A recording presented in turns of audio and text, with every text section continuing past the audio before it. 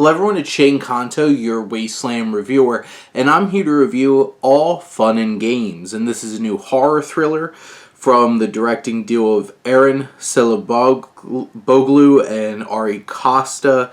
And this is really being pushed as being, hey, this is from the producers, the Russo brothers, and their former assistants are the ones who wrote and direct this film. I feel like outside of the MCU, and community, the Russos really aren't doing great work or attaching their names to great work. This was a pretty disappointing experience for me. Watching this film, it's an hour and 16 minutes, which on some level that sounds, oh, that's delightful. Nice, lean, get it through.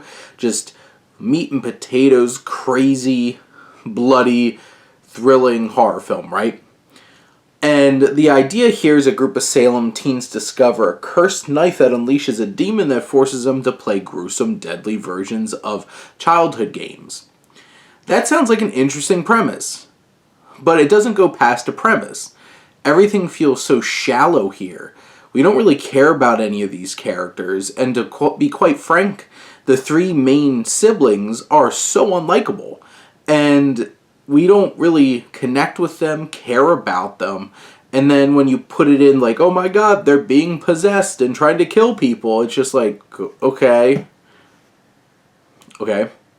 And the people, like the other kids that they're, like teens and stuff that they're killing, or like adults, aren't that interesting or have that much depth to them to begin with for us to care either. And that's really sad. It's just leaning on like, okay, but a person died, but in a film, it's like we want to connect with these characters, and it really doesn't put in that effort.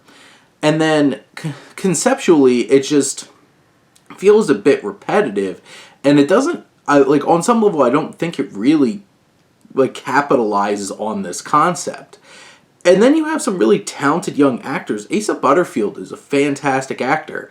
And you would think, oh my god, he's going to be possessed, and he's going to overact like crazy. It's going to be fun. It's a weird, awkward performance that just doesn't really stand out. Natalia Dyer from, Stranger Things and Yes, God, Yes, big fan of hers. Her character and her performance are so forgettable in this particular film. And I feel like a lot of the directing choices are big, but uninspired. Like, they're being aggressive with some of the ways that they're representing certain things, but they look so cheaply just ripped off of other things. And also, the sound mixing in this film is unbearable. When it's like, jump scare! And, the music and the sound and everything, it just goes from 20 to 100 out of nowhere.